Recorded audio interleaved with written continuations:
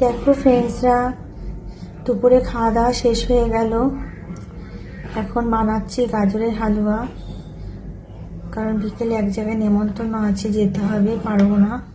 মেয়ে অনেকদিন থেকে বায়না করছে গাজরের হালুয়া খাবে, তাই আমাকে করতে বারণ করছে, সে নিজেই করবে।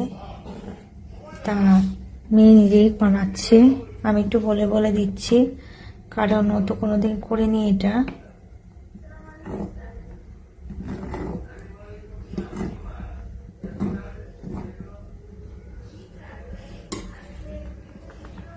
সবে খেয়ে উঠলাম, আজকে রবিবার। রান্না বান্না করে সব গুছিয়ে কাছিয়ে রান্না করতে অনেক দেরি হয়ে যায় প্রত্যেক রবিবারই। আর রবিবার দিন বিশ্রাম হয়ও না। একটা দিন সপ্তাহে একটা দিন রবিবারে লোকজন আসে, কারোর বাড়িতে যাওয়া হয়, এছাড়া অন্যদিন যেতে পারি না, সময়ও হয়ে ওঠে না। তা আজকে আমার এক বান্ধবী বাড়ি নেমন্তন্ন আছে। এমনি রাতে খাওয়া দাওয়া না, এমনি ওই স্ন্যাক জাতীয় কিছু ওরকম পার্টির মতো হবে। যাই হোক, তাই যাব। তাই এখন আর শোবো না, শীতকাল। আর আজকে যা অবস্থা, মানে সূর্য তো ওঠেইনি, সূর্য দেবতা রাগ করে বসে আছে। আজকে অন্ধকার হয়ে আছে যে সকাল থেকে। সন্ধেবেলা কেমন ঠান্ডাটা পড়বে কে জানে, যেতে ইচ্ছাও করছে না, কিন্তু বারবার বলছে কি করব, যেতে হবে। এজন্য আর শোবো না, একবারে কাজকর্ম করে নেব। আর শীতের শোয়া মানে আলস্যি।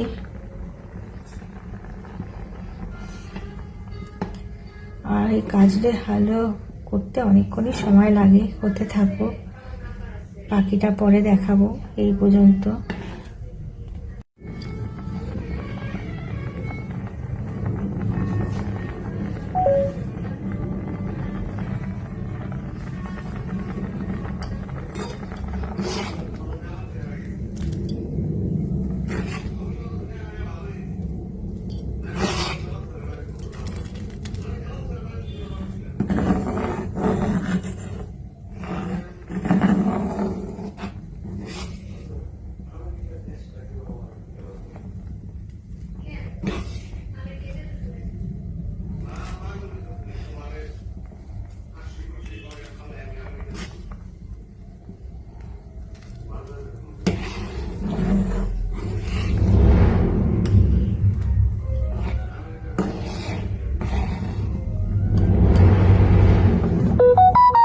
শুনে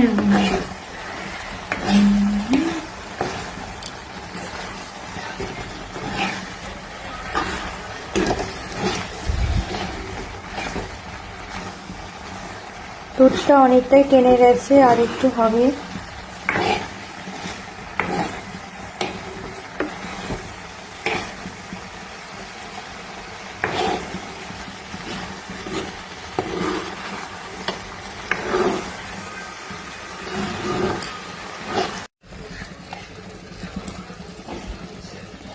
আমার গাজরের হালুয়া হয়ে গেছে, দেখো। আর কেমন হয়েছে ফ্রেন্ডসরা বলো। আমি খুব একটা গাজরের হালুয়া করি না, একবার করেছিলাম, আর এই একবার করলাম, এই নিয়ে দুবার।